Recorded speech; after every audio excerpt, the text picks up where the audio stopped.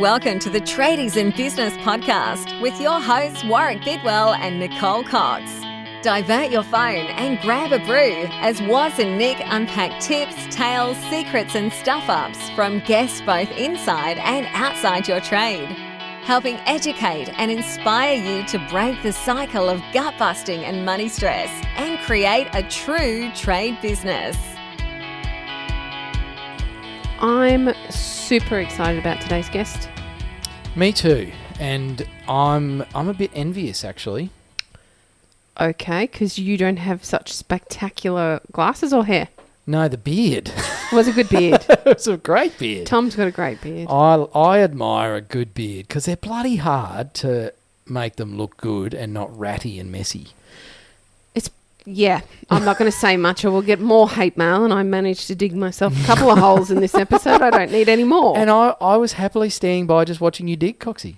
I thought you had my back, was? I was behind you watching you dig a hole. Yep, thought you had my back. So today's episode, we're doing something a little different for a Tuesday. We're being Swearing. free and easy, and we're using some adult words where it's natural, except for the first one, which I just forced out. But today's guest talks about, well, not forcing out anything. And, yeah, we've been looking forward to this interview talking about men and women and leadership and feelings and just how to do this whole human relationships thing a bit better. You put a bow on that very nicely, Warwick. Well done. Thanks, Coxie. I really appreciate you. And I appreciate you. Can we not get all feely? Really? What's wrong, Nicole? Would you like to talk about it? Actually, Warwick, I'm feeling a little annoyed just at this very minute. Should we go into that right Shit. now? I don't think we No, should. I'm sorry I asked. We'll do that off air. But today's episode is another look at, I guess, modern relationships, and particularly for those of you working together with a spouse or a partner in a business, or if you're employing staff, it can be a bit tricky at times to manage our communication and actually I'm rolling my eyes work at you. with the other person. I wasn't thinking of you then, Coxie. But yeah, great chat with Tom Bell from Tomorrow Man. If you haven't heard about them, you're going to want to look them up after today's chat. And they're doing some fantastic work, and I think there are some awesome pointers in here, both for men and women, on just how to do this whole thing better than we're currently doing it. So enjoy. It's a cracker. I'm really excited about today's guest. Well, I'm excited because actually, you know what I really want to know about today's guest? What? What colour his eyes are, because he's wearing these really funky glasses. They're the best glasses I've ever seen. They're pearly blues. Look at those. They're pearly blues. Look at those sharp eyes. They're a little faded, Tom. What? It's been a big week, mate. It's been a big week. So we're joined today by Tom Bell from Tomorrow Man. And Tom is going to... Actually, I don't know what the fuck Tom's talking about it with us today. And today is an explicit episode if you didn't get that from the F-bomb. And I think, like, for me today is very much a no bullshit chat about change, about... I guess living the life we want, and I'm hoping Tom's going to make that sound way better than I just made it sound. So, mate, welcome to the show. Thanks, team. Really appreciate you having us on. It's exciting. And I'm pretty impressed because Tom is currently stalking his own house, He is. sitting in a car, Bloody legend. having just got in from days in the bush. So, mate, what the hell is Tomorrow Man, and who is Tom Bell? Yeah, well, it's a good question. I'll start with the Tomorrow Man angle, hey? We'll see where we kind of get to from Sounds there. good. But look, Tomorrow Man was really the brainchild of the best mate of mine, Tom Harkin. And we both grew up in a part of Australia, a very beautiful part of Australia, down the Mornington Peninsula in Victoria. And I'll speak on my behalf that, you know, like growing up in a world where didn't necessarily have a whole lot of really impressive male role models around. I always say where I went to high school, it was kind of like for the blokes, you kind of had three ways you could kind of go. So you could either become a builder, you could become a plumber, or you can become a Sparky. And to be really transparent, I was doing drama and PE at school, and I was never going to be a fucking tradie. Like, it was just not going to happen. I'm useless. I can use a hammer, but I don't know whether a screwdriver is a left-hander or a right-hander. So growing up in that environment, that was kind of where the blokes played. It was like you became a tradie. For the women, it was more around like you become a nurse or maybe a school teacher, and then it was, you know, you marry your high school girlfriend when you leave school, babies are at 21, buy your first house at 23, and you never really leave. And for me, I always just wanted a bit more. I wanted to kind of experience something different. And my best mate Tom was in a similar kind of world in terms of like learning what it meant to be a man by your local footy club or your local cricket club, but wasn't necessarily the best role models of what it kind of meant to be a bloke. Bullshit. You're kidding me, right? Believe it or not. Yeah. So look, Tomorrow Man's really just it's a space where we try and create really honest conversations about what's going on for Australian men at the moment. There's a few challenges at the moment in terms of like, where do you kind of sit? What role do you play? We play a different role now than, you know, my old man played. And so it's more around fostering environments for guys to get together and just have a really honest chat about, all right, well, what's kind of working for the stereotype of Australian blokes? And then what's not? Do we want to change it or do we not? I love this. As a mother of 3 young boys, and they're lucky to have a great father and stepfather, but it is hard work learning how to be a man. It is really hard. I feel it's harder for a man at the moment than it is for a woman, in that, God, that's going to get some shit feedback, but in that... I'll just let you keep digging the hole. Thanks.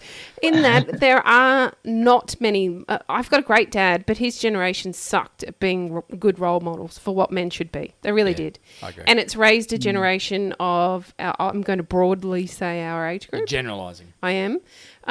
Of men that really don't understand what it is to be a man, what it is to lead, what it is to have strength and security within themselves. It's a difficult time for men. I think that they are unsure broadly of their space and how to be who they think they should be, and is that even right anymore, and what do I do if I don't think it's right? So I just love that we have more guys coming together who are able to put up their hand and say, let's have a chat. Let's talk about this. What do we think? Because nothing's wrong. Yeah. It doesn't really matter what your opinion is. It's not wrong because that's your opinion for you.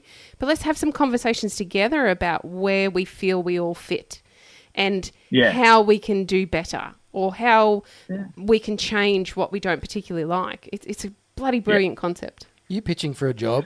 No. But isn't it a lot of what we're doing, right? Yeah. You raise a really good point, though, because the world's getting more and more kind of complex in terms of, you know, the roles that exist in business, and then the roles of, you know, the dad is now so different. Yes. You know, like, it's not that idea of, all right, well, you come home from work, you sit on the couch, you drink your whiskey and you're disciplined. It's not the reality of it. And the reality is you've got a bunch of like amazing dads out there that are doing some really incredible stuff. And they are changing the dial on what it means to be like a dad these days. But at the same time, there's a lot of guys that are going, well, I didn't see my dad do it, so I don't, like, am I doing it right? Is it okay? So I think there's a bit of just like, there's a bit of questioning around it. And one of the things I think is also really important is no one actually knows what it means to be like the man of tomorrow or the woman of tomorrow, you know? So we've got to get in the room and kind of have those conversations. This is something that women have been doing forever. You know, whether it be, we're big talkers, we're big communicators, right? We might not do it effectively at times, but we are big talkers. So we used to, in my mum's generation, the whole family would, you know, the folk would get together in the kitchen and they'd talk together. And they'd talk about marriage problems or relationship breakdowns or problems with kids or whatever it might be. The blokes, they were just out the back having a beer and a ciggy and enjoying their afternoon talking about footy. Right, that's going to help anything.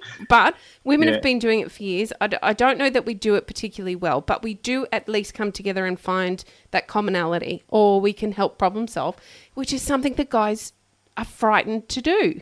They're not, it's not a comfortable space for them to get into until they get there and realize, hang on a minute, Tom and Joe and Bob all have the same problems I do, or they're very similar, or what I'm feeling isn't abnormal and they've been through it before, which is something I think women are traditionally, well, they traditionally find it easier than men have. So I'm hoping and that I think they find it easier from a really young age. Like I've got a 2.5-year-old little daughter, and every night before she goes to bed, you know, she's got her little baby, and we put baby's name Starboy, good name for a little baby. And we put Starboy in the cot, but then her two teddies, Puppy and Bunny, they kind of come along and they ask Starboy, "How's your day, Starboy?" And Starboy tells Puppy and Bunny about the day, and she's 2.5, and she's already, you know, communicating in that way. It's a natural kind of way that she's just, it's for her, it's inherent, you know, like we sit at the table and the first thing she says to me is, "How's your day, Dada?" Whereas I think that for a lot of blokes, we've grown up in a world where Dad wasn't really great at communication, so we didn't necessarily see it.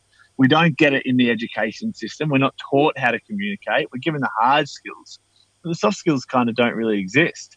The interesting thing is, though, as soon as you provide those spaces and you get those blokes in a room and there's no women around, because we're still a bit, you know, like primal in that aspect, and we like to impress the women when they're around. But when it's just the blokes in a room, it is amazing the amount of honesty that comes out, and the power that these blokes will kind of speak with. It's incredible.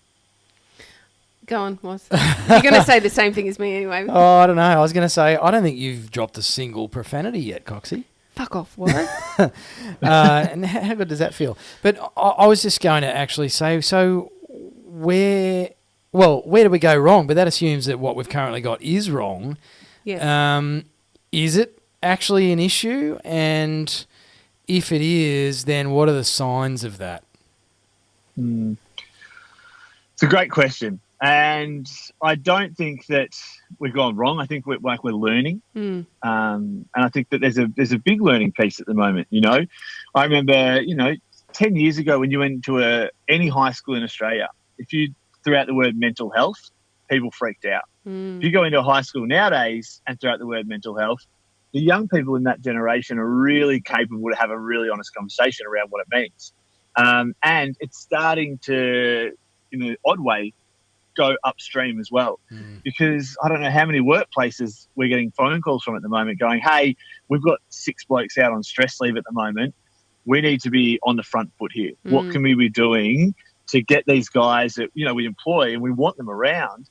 How do we get them to be chatting around what's going on in their personal life, what's going on at work, so that, you know, we don't have to pay out this 3 months of stress leave, and so that these guys are leading healthier lives? You know, they're more productive in their workplace. They're more productive when they're back home with their families. But again, it's a muscle that we have to grow in terms of that communication piece.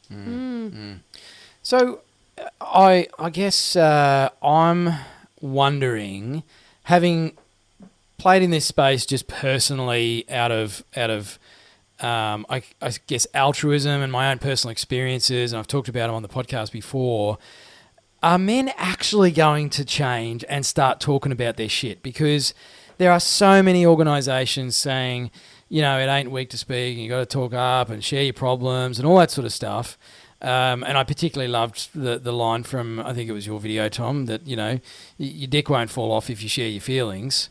Yeah, that was Ryder. It was a good one. It was strong. Yeah. So, I mean, we know this stuff as men, but men don't seem to be changing from my perspective. You know, I have regular conversations with guys who they're completely lost with how to talk to their wife better, how to lead their teams better, how to be a leader in their communities, and they just seem to be completely fucking stumped as to what it is to be a man and how do I talk about my feelings when I don't know how, you know? So I don't know. Is it changing, and do you think it's likely to change? I think that it is changing, but I think that we can't expect change just to happen overnight. That's the other thing. When you've grown up in a world where you're not taught how to communicate, we can't expect to go, right, things have changed. From now on, guys, be awesome at communicating. It's just not going to work like that. Yeah. There's no way it's going to work like that. I feel like I was incredibly fortunate to grow up and have some amazing role models, like, you know, from about the age of 16 onwards, some really powerful men in my life and male friendships that kind of saw the best and worst in each other. And we learned how to communicate on that level. So I feel very fortunate in that. I do think when you go into environments, whether it's workplaces, and that's like we work in a lot of blue-collar workplaces around the country, do a bunch of work with professional amateur sports clubs, and then a bunch of work in education. And the more times you work in those environments, the more you see guys taking those little steps, you know. We're doing a big piece of work with a client at the moment, and I'm seeing these guys for kind of a half-day workshop once every 3 months. And it's amazing watching their progress, you know, from the first workshop when I went in there and just the absolute terror on the face. And, you know, like those blue-collar environments, you walk in and the guys are sitting there, arms crossed, big beards, high beards. Like their body language just says, who the fuck are you and get out of here? I don't want to be part of this, exactly. you know? Yep. To when you come back the second time, their body language still says that, but they're in straight away. You know, they've got the buy-in straight away. And by the third time you're working with them, you're watching them have these conversations, and that body language is completely changed. You know, they're leaning into the conversations with their mate. They're really present. They're asking some really important, like, second and third questions to find out what's going on for each other. And then when you kind of even go outside of that, you hear kind of, you know, their managers saying, it's been amazing watching the difference in the language on, you know, just even at Toolbox in the morning or at Smoko, the way that they're talking to each other is changing. So it has to be practiced. And I think until we really get better at teaching it in the education system, we're not going to get the change that we need. So I think we need to start there. And there's an amazing bunch of young kids, especially young blokes, you know, that are coming through teaching their old man how to say, I love you. Like, that's an amazing thing. Yes. You know, how awesome is that? Like, I grew up in a house where it wasn't really said. And you see it all the time with these young kids. So I think that the next generation coming through will hopefully be more equipped with it.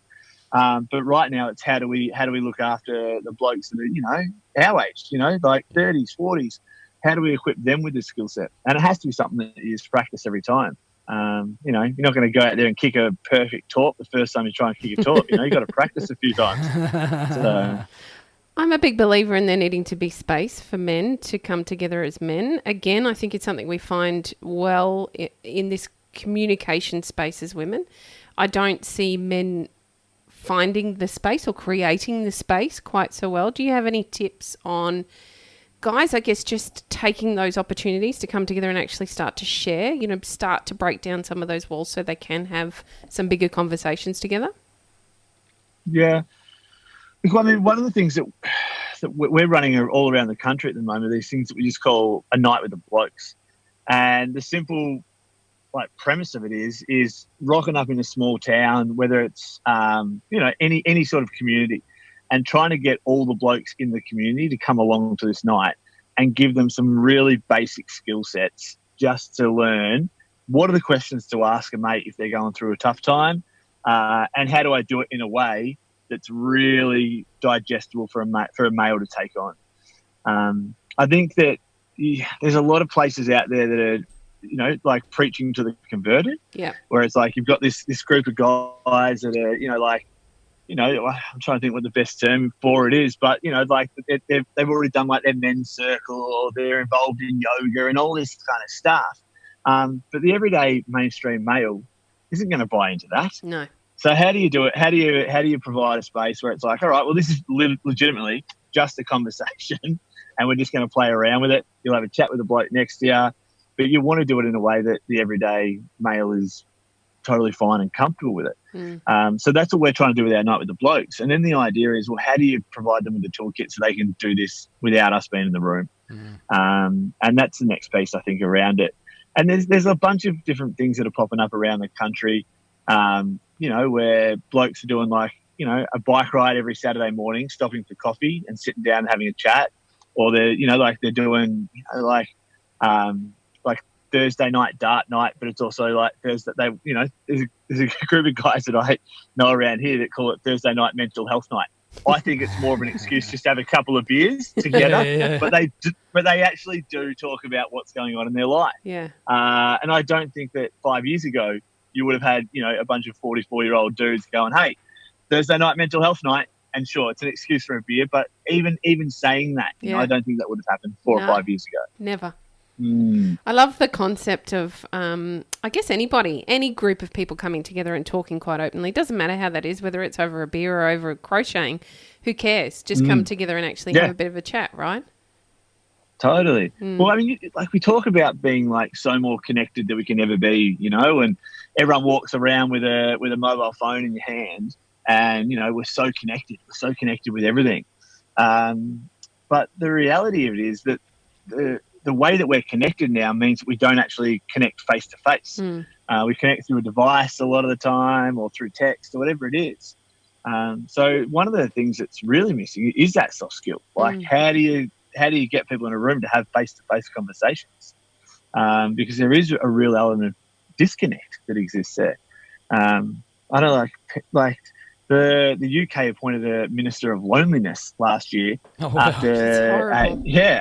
after Penn State University put out a report saying the next global epidemic will be loneliness. And it's like, how can we be loneliness if we're more connected than ever? But I think that's where it comes back to that face-to-face piece, you know? Yeah. I hear from a lot of guys in business especially that they're just too busy. You know, they've got too much going on. They don't have time to go to the darts night or the whatever it is. You know, they've stopped playing footy. They don't have the time for those things. Is there, I guess, you know, there's no magic bullet solution to any of this stuff. The individual has to take some responsibility. But have you perhaps heard some stories where, you know, someone's made a change, no matter how small, and that sort of cascaded into something bigger and better? Yeah, I think it's a good example. Like, well, I think when you talk about being busy at work and not having the time to invest in those things, it's proven that if you have better conversations with the people that you work with, the happiness within the business increases, but also your outputs increase and you're better at your job. So I think there is some responsibility on employers in that aspect to go, well, how do I provide a space for my male staff, my female staff, or both of them to come together and have those conversations as well? And how do we invest in that? Because sure, you may be investing in the mental health of the people that you employ, but at the same time, by investing in their mental health and their ability to have communication, face-to-face communication, your outputs in your business are going to skyrocket. You know, like people are going to feel far, far happier at work. They're going to go the extra distance. And, you know, if they look across and see someone struggling in the workplace, rather than, you know, bitching behind their back or jumping up to their supervisor and being like, you know, what the fuck's going on with this bloke? They're able to step into that conversation and go, you know, mate, what's going on? Like, why have you fallen off this week? What is it? Like, do you need me to take something off your back? Like, do you need me to take some of this load, or is everything all right at home? But until we're comfortable enough to have those conversations, then we beat around the bush the whole time. And the more we beat around the bush, the less productive we are in a workplace as well. Well, Tom, why do you think so many men are so scared to have that initial conversation, to say that in a different way of, mate, what's going on? Versus, the fuck's going on? Like, why is it so hard for us to make that shift? Yeah, I wish I had a really good answer for you. Damn, I was going to bottle that and sell it. I know. No, but I do think it comes back to, like, we're products of our environment. And we were raised by an older generation that didn't do it. Yeah. So we need to be the generation that make that change, you know? And until we can be the generation that make the change, like, we can't expect it to be a different place. You know, even in becoming a dad, I remember thinking to myself, right, I need to be the one that changes what it means to be a male for my daughter, you know? Like, I need her to see that dad comes home from work, you know, gives mum a kiss and a hug, tells her he loves her, plays with my daughter, like, helps out around the house, like, and, you know, every day tells mum how perfect she is. Like, I need my daughter to grow up in a world where she sees that. But and then I started thinking, why do I need it just for my daughter? Like, shouldn't everyone have that in their worlds, you know? Yeah. So I think that once that change starts to come through, we will see it in men. And the stats around it kind of say it's about 70% of Australian men say that they're there for their mates, you know, so which is great. but only half the country, it's about 48% of Australian men say that they couldn't reach out to a mate if they were struggling. So there's a real disconnect that plays out there. So if half the country aren't able to reach out to someone if they're struggling, like, we've got ourselves a bit of a crisis, you know, and we need to upskill those people so that if they do have some tough times, they know what they can do. They know they can reach out to a mate. And it's not always easy. Like, I remember being 25 years old and living, I was living in Perth at the time and just had a relationship breakdown. I was heartbroken. I was a mess. So hard to pick up the phone and call my mates and go, guys, I'm really struggling, and it's a tough thing to do. But like anything, the more and more we practice kind of speaking, it's a muscle that grows, and the more and more we practice it, the bigger and bigger that muscle gets, and the far better we become at communicating. I want to talk a little bit about how important it is to have man time and woman time and family time and yourself time. I think it's a skill that's been lost very quickly, and I feel that men, and this contributes to the confusion about what it is to be a man and a father and a husband and a business owner. I feel that they're so busy trying to please everyone in their lives that they're not taking that time to please themselves. And I think women are in quite a similar situation. However, we do have that gift of communication innately, right from the very beginning, for most of us. But I feel like women, again, here comes the hate mail, sorry. It's only my observation. We don't necessarily encourage our men to go and take the man time, because traditionally in like my father's generation, so 25 years beyond my age, which isn't very old, I'm very young, that might have looked like going out with their mates for a few drinks and to the strippers or whatever it might be, because they didn't do the talking. And I don't, this current generation and the next generation of men, that's not really their thing. What they actually want to do is have those opportunities to come together as men and communicate and share and talk and share experiences and do all of those things. But they're so busy trying to be everything for everybody, they don't get to be who they need to be themselves. So I guess I probably want to voice that as a woman, because it might be a little bit hard for the women to hear, maybe a little bit. And maybe it gives some men a little bit. If I said it. Yeah, well, that's true. But maybe it will give some men some more confidence or the ability to even share this podcast and just say, hey, look, we also need our time together. I just feel like it's really missing. I think, and I've spoken to you, Coxie, about this before, I think men actually have to take some responsibility for the fact that we don't say, hey, it's really important to me that I go do this because I feel like I'm calmer, happier, more loving or whatever after I've been away for a weekend up the beach with the boys for a surf. We don't say that because I think a lot of us have lost our confidence to say those things without fear of retribution. And so we tiptoe around it and then we don't do it because we think that's going to make everybody happy. And in fact, the opposite is true. And I experienced that personally in my life where I got the wrong idea in my head of how to have a great family and marriage and all that sort of stuff. And I ended up doing the opposite of what was good for everybody, and it cost me it cost me the lot. And so now I actually, I've met a very supportive woman who actually recognises that, partly because that's her profession of working in mental health. So she's positively encouraging those behaviours. But both of us have actually made an agreement that, this is important to both of us. My wife needs time on her own. She needs time with her girlfriends. She's going out to catch up with a couple of friends tonight for a late coffee or an early wine or something. I'll get home from work. I'll be home by myself, which will be kind of cool because I don't have a lot of time on my own. And it just all kind of works. And then tomorrow we'll hang out together. And then, I'm going to go do some stuff with the boys on Sunday. It's like it just works. But I think there has to be agreement about that up front, whether that's in a workplace or a marriage or a family setting, to say, hey, this is what's really important to me. And I think that's what we've all got to get more comfortable to say is what we need. This is what I need. Without going, but that's going to upset them.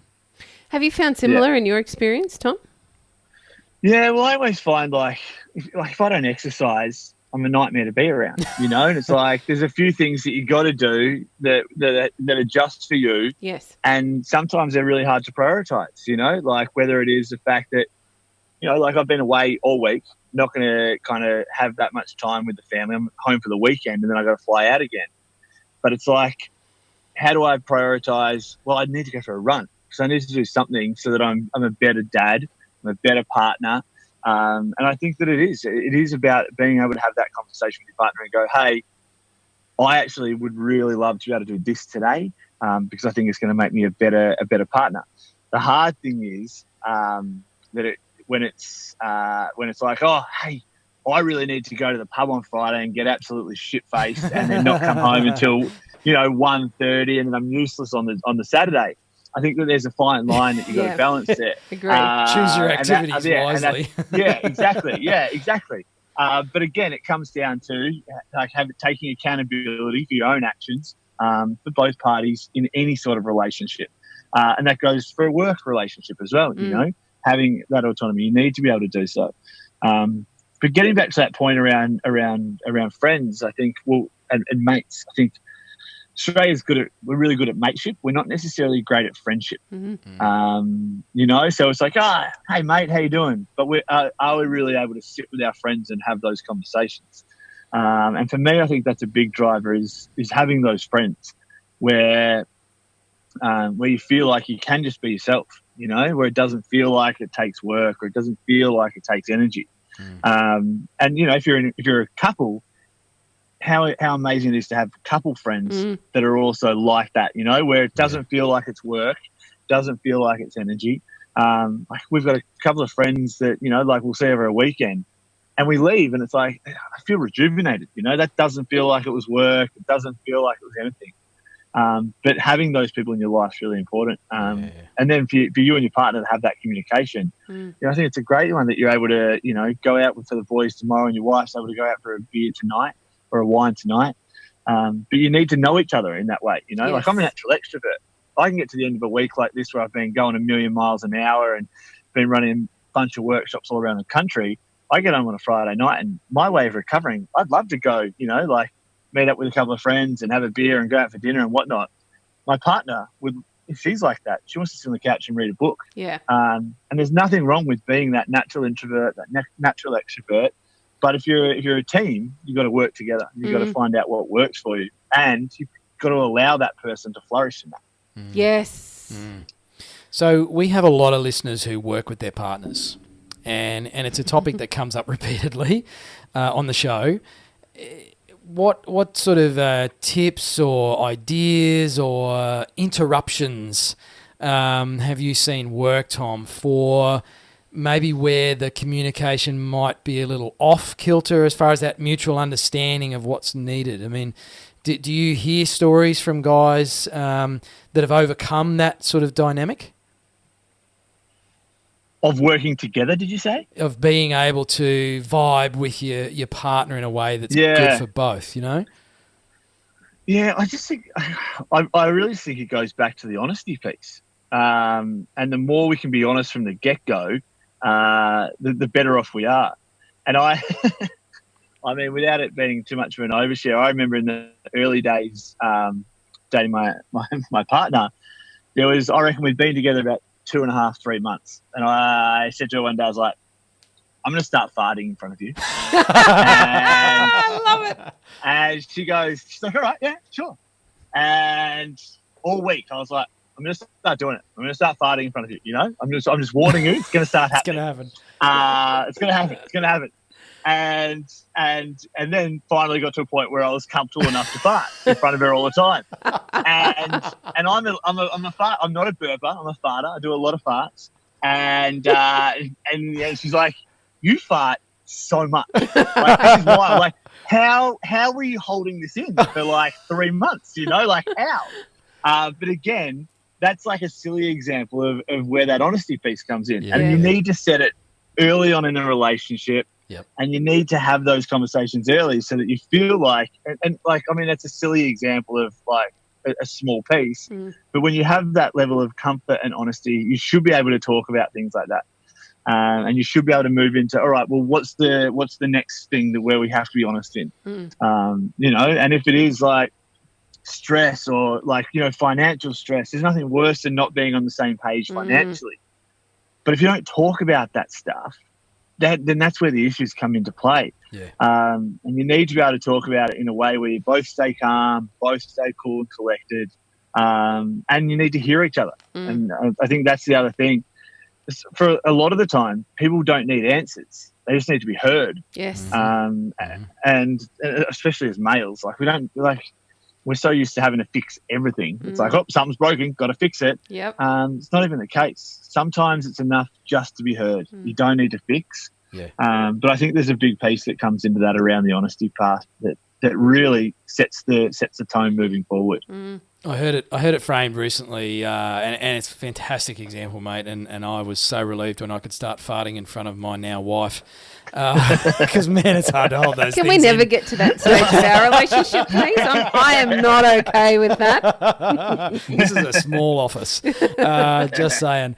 But I heard it framed, or I read it somewhere, and I've borrowed it. And my wife and I follow this. It's being willing to say, actually, yes, your bum does look big in that dress. Yes. And being okay to go there and to have that level of discomfort in the short term for the long-term benefit of the partnership, the relationship, the business relationship, you know, giving critical feedback.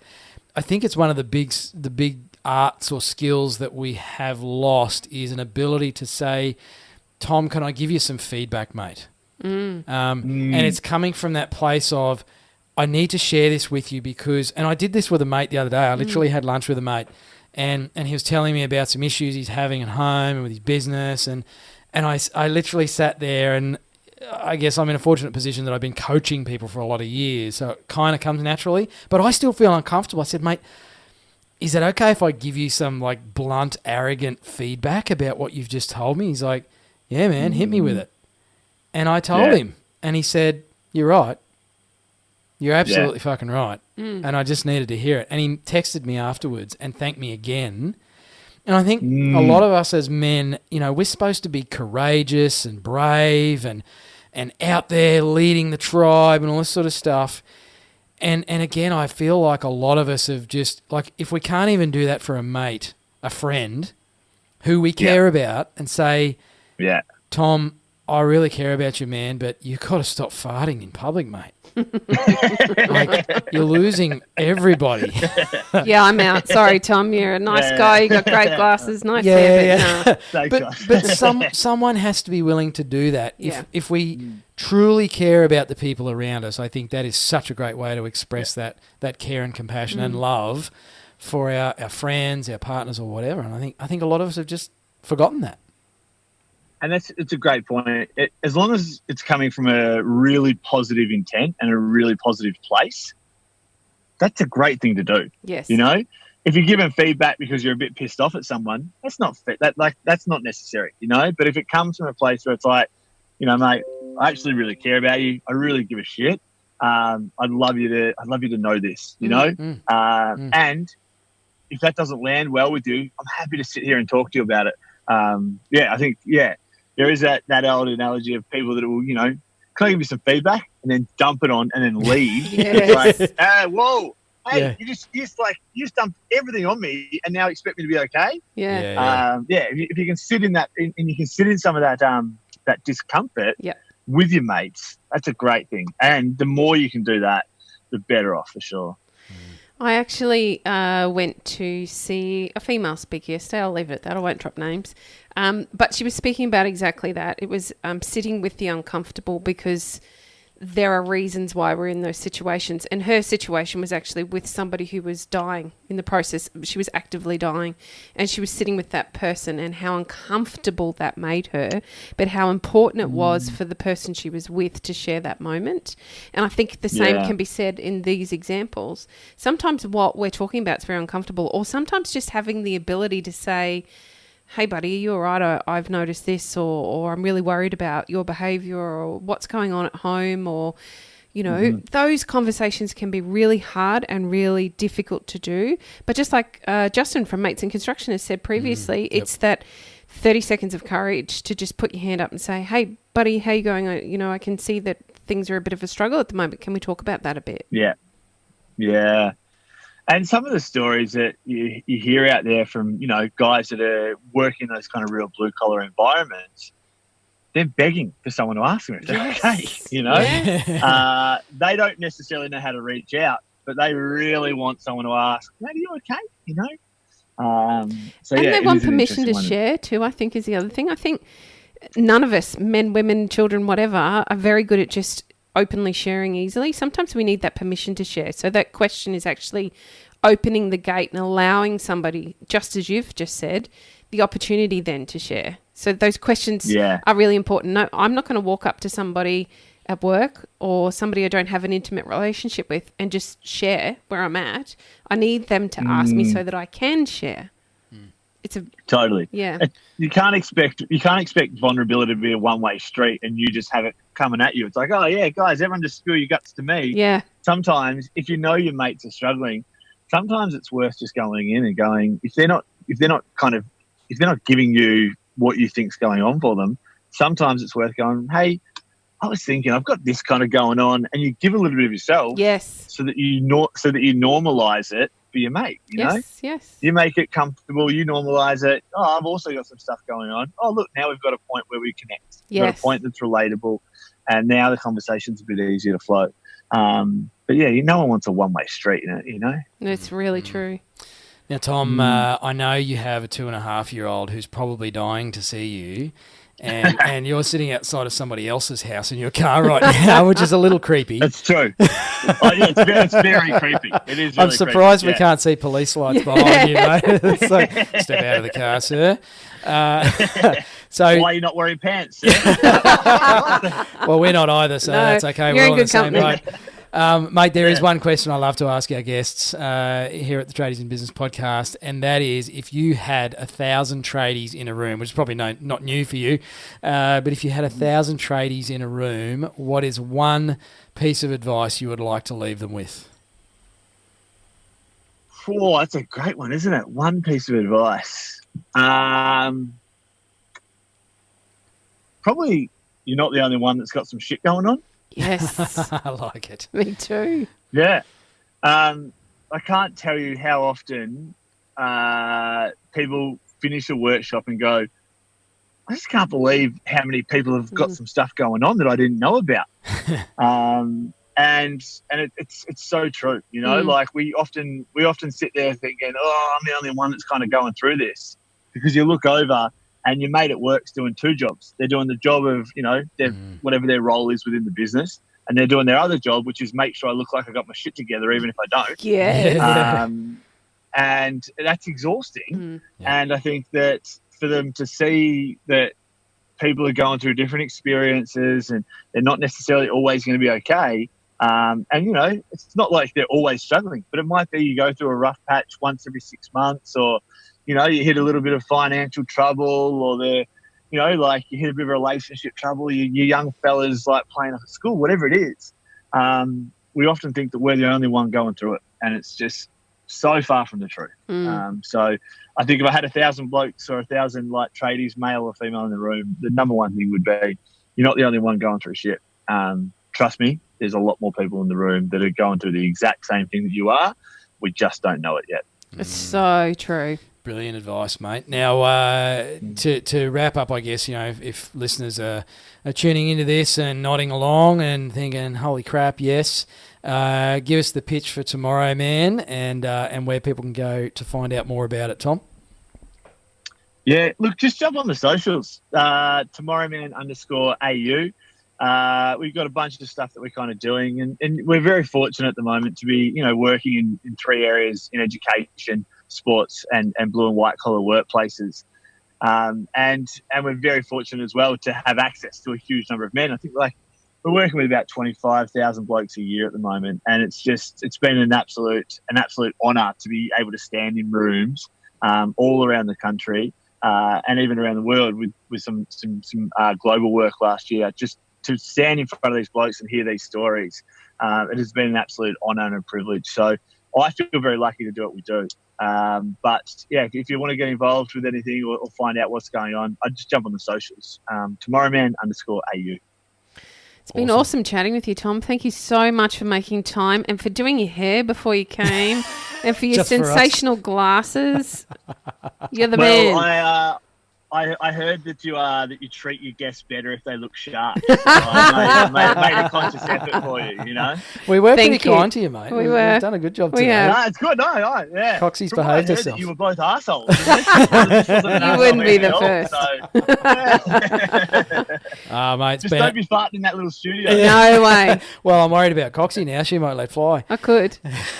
Mate, thank you very much for your time. We really appreciate you taking time out before seeing your family. And, listeners, get on it. Go check out tomorrowman_AU. They have some cool videos. All the links are in the notes. They talk about, your dick not falling off, which is just what got us in the first place. So, mate, keep doing the great work that you guys do and enjoy your family time, buddy.